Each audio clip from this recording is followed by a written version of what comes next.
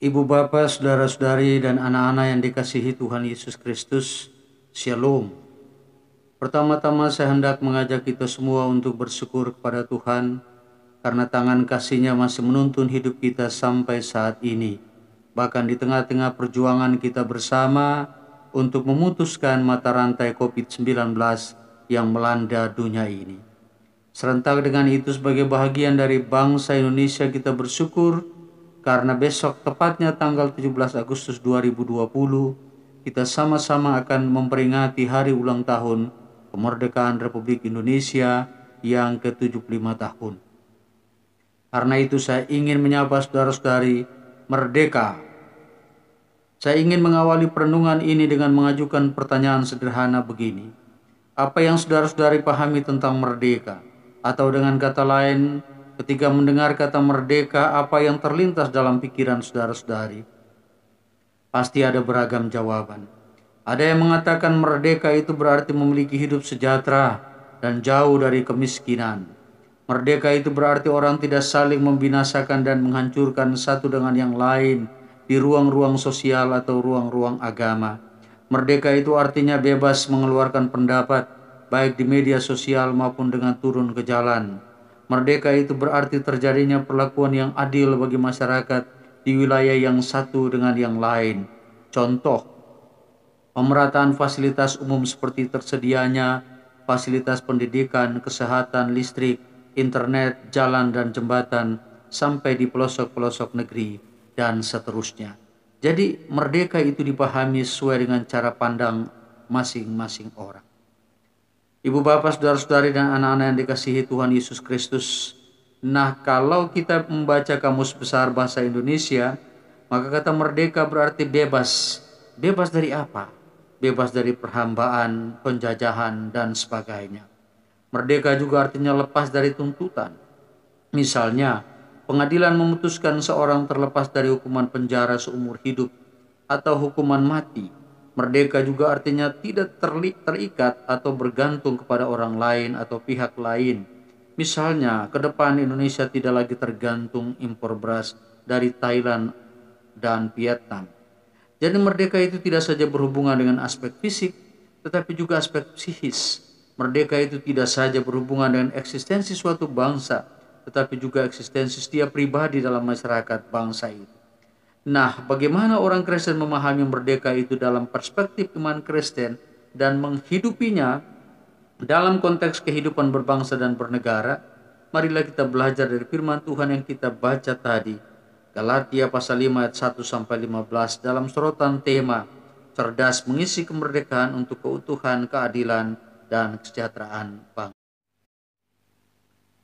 Ibu bapak, anak-anak, dan saudara-saudara yang dikasihi Tuhan, saya punya dua catatan perenungan. Yang pertama, setiap orang Kristen telah dimerdekakan oleh Kristus dan karena itu hiduplah dalam kemerdekaan itu. Pertanyaan yang patut dikedepankan adalah, mengapa setiap orang percaya harus dimerdekakan? Oleh karena semua orang telah berbuat dosa dan telah kehilangan kemuliaan Allah. Sikap, perilaku, dan tutur kata mereka telah membuat mereka menjadi hamba dosa. Hidup mereka dikuasai atau dijajah oleh dosa itu sendiri dari waktu ke waktu. Sebagai hamba dosa, maka sudah dapat dipastikan bahwa mereka akan mengalami maut karena upah dosa adalah maut, sebagaimana yang dihadapkan Rasul Paulus dalam Roma 6 ayat 23. Ini yang menjadi dasar atau alasan yang kuat mengapa orang harus dibebaskan dari dosanya dan dimerdekakan dari dosanya. Nah, pertanyaan selanjutnya adalah, bagaimana manusia dibebaskan atau dimerdekakan dari perhambaan dosa itu? Untuk menjawab pertanyaan ini, Rasul Paulus kemudian menghadapkan dua pendekatan sebagaimana disebutkan dalam teks kita ini. Pendekatan pertama, Paulus melihatnya dari ajaran Yahudi. Dalam ajaran Yahudi, setiap orang yang hendak mengalami kemerdekaan dari dosa atau melepaskan diri dari perhambaan dosa, maka ia harus taat dan setia melakukan hukum Taurat dalam hidupnya. Dan salah satu bentuk pelaksanaan hukum Taurat dalam teks ini adalah sunat. Paulus menjelaskan bahwa orang-orang Kristen asal Yahudi masih berpendirian teguh bahwa sunat adalah hal penting yang harus dilakukan oleh setiap orang yang percaya pada Yesus. Karena itu mereka mendorong orang-orang Kristen bukan Yahudi di Galatia untuk harus bersunat kalau hendak memperoleh keselamatan itu. Katakanlah percaya pada Yesus saja tidak cukup kalau tidak dilengkapi dengan sunat atau melakukan hukum Taurat. Nah, pandangan ini menegaskan bahwa hukum Taurat merupakan jalan bagi setiap orang untuk terlepas dari dosa atau dimerdekakan dari perhambaan dosa dan mencapai keselamatan hidup. Pendekatan kedua, Paulus menghadapkan ajaran Yesus yang sampai saat itu ia beritakan atau ajarkan sebagai seorang Rasul Kristus. Bagi Paulus, setiap orang yang hendak dimerdekakan dari perhambaan dosa dan memperoleh keselamatan hidup cukup hanya dengan beriman kepada Yesus saja. Tidak perlu melakukan hukum Taurat, yang salah satunya adalah sunat itu. Hal itu ditegaskan oleh Paulus ketika ia berkata, supaya kita sungguh-sungguh merdeka, Kristus telah memerdekakan kita. Ayat 1 teks bacaan kita. Bahkan dalam ayat 5 dikatakan, sebab oleh roh dan karena iman, kita menantikan kebenaran yang kita harapkan. Saudaraku, pernyataan Paulus ini menegaskan bahwa kemerdekaan dari dosa atau keselamatan itu adalah sebuah pemberian, sebuah anugerah dari Tuhan, dan bukan hasil usaha manusia. Tidak seorang pun sanggup melepaskan diri dari dosa dengan hasil usahanya sendiri, termasuk dengan melakukan hukum Taurat. Tetapi hanya dengan beriman kepada Yesus, maka setiap orang memperoleh kesempatan menantikan keselamatan itu. Pertanyaan selanjutnya adalah, kenapa hukum Taurat tak bisa menyelamatkan dan memerdekakan setiap orang? Oleh karena tidak seorang pun dapat melakukan hukum Taurat dengan sempurna. Bahwa dengan mengenal hukum Taurat setiap orang melihat dosanya, itu benar. Tetapi sekali lagi, tidak seorang pun mampu melakukan semua hukum Taurat itu dengan sempurna. Karena itu ia akan tetap terperangkap dalam dosanya. Inilah yang membuat hukum Taurat tak bisa menyelamatkan manusia dari dosa. Dari perspektif seperti itu, Paulus mengajak orang Kristen di Galatia untuk memilih apakah mereka akan taat beriman kepada Yesus saja, ataukah beriman kepada Yesus dengan tetap mengharapkan keselamatan itu dari melakukan hukum Taurat. Silakan pilih. Dalam menentukan pilihan itu, Paulus menghadapkan perspektifnya. Jika kamu menyunatkan dirimu, kamu wajib melakukan seluruh hukum Taurat, dan karena itu Kristus sama sekali tidak berguna bagimu. Jika kamu lepas dari Kristus, kamu hidup di luar kasih karunia, dan keselamatan tidak akan pernah menjadi milikmu. Jadi bagi Paulus, pilihan yang paling tepat adalah memilih beriman kepada Yesus saja. Ibu Bapa, saudara-saudari, anak-anak yang dikasihi Tuhan Yesus Kristus, apa yang kita belajar dari bagian ini? Pertama, sebagai orang-orang Kristen, kita sungguh menyadari bahwa kita adalah orang-orang berdosa yang butuh dibebaskan atau dimerdekakan dari dosa. Kita tidak ingin terus-menerus dijajah dan menjadi hamba dosa. Karena itu berbahagialah kita yang telah beriman kepada Yesus. Karena pada Yesus ada jaminan keselamatan itu. Yesus telah memerdekakan kita dari dosa ketika ia tergantung di salib dan mati. Yang kedua, tentu beriman kepada Yesus di sini bukan sekedar percaya pada Yesus, bukan sekedar menjadi orang Kristen, tetapi melakukan ajaran-ajarannya. Itu yang jauh lebih penting.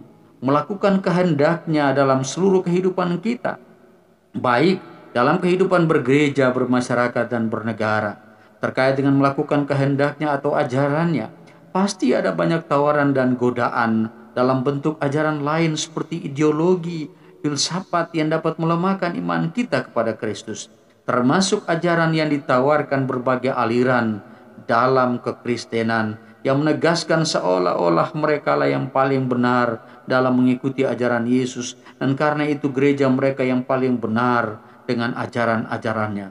Maka firman ini hendak menegaskan kepada kita bahwa yang memerdekakan kita adalah Kristus, bukan gereja. Gereja adalah alat di tangan Tuhan untuk menghadirkan karya keselamatan itu. Itu sebabnya tetaplah berada dalam gerejamu dan tetap beriman kepada Yesus dengan melakukan ajaran dan kehendaknya. Ibu bapak saudara-saudari dan anak-anak yang dikasihi Tuhan Yesus Kristus. Hal kedua yang mau disampaikan, merdeka sebagai orang Kristen mesti diwujudkan dalam sikap cerdas mengisi kemerdekaan untuk keutuhan, keadilan, dan kesejahteraan bangsa. Pertanyaan selanjutnya adalah bagaimana sikap dan perilaku beriman dari orang-orang yang sudah dimerdekakan oleh Kristus? Paulus menjawabnya dengan berkata, saudara-saudara, memang kamu telah dipanggil untuk merdeka, tetapi janganlah kamu mempergunakan kemerdekaan itu sebagai kesempatan untuk kehidupan dalam dosa, melainkan layanilah seorang akan yang lain oleh kasih. Ayat 13. Pada bagian ini Paulus menekankan perilaku etis tentang bagaimana sikap setiap orang percaya menggunakan kemerdekaan yang telah dianugerahkan. Paulus tegaskan bahwa walaupun orang Kristen jemaat Galatia dalam hal ini adalah orang-orang yang telah dimerdekakan atau dibebaskan oleh Kristus Yesus, namun kemerdekaan tersebut tidak boleh digunakan sebagai kesempatan untuk hidup dalam dosa. Tetapi kesempatan itu mesti dilihat sebagai cara Tuhan membuat hidup kita lebih berarti. Cara Tuhan membuat hidup kita menjadi lebih bermakna bagi orang lain. Dan cara itu dirumuskan dengan dua kata penting, yaitulah melayani dan kasih. Tegasnya melayani dengan kasih. Jadi kemerdekaan itu mesti dipakai untuk melayani orang lain dengan kasih. Di sini Paulus mengingatkan mereka terhadap salah satu inti ajaran Kristus, yaitu kasih, di mana kasih kepada sesama manusia telah mencakup seluruh hukum Taurat.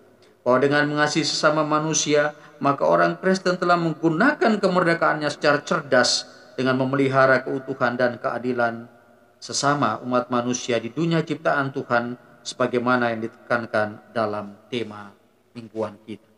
Apa yang dapat kita belajar dari bagian ini, saudara-saudara yang dikasihi Tuhan Yesus? Yang pertama, sebagai orang Kristen yang telah dimerdekakan oleh Kristus Yesus dalam kehidupan bergereja, bermasyarakat, dan bernegara, kita harus menggunakan kemerdekaan yang telah kita dapat secara tertanggung jawab.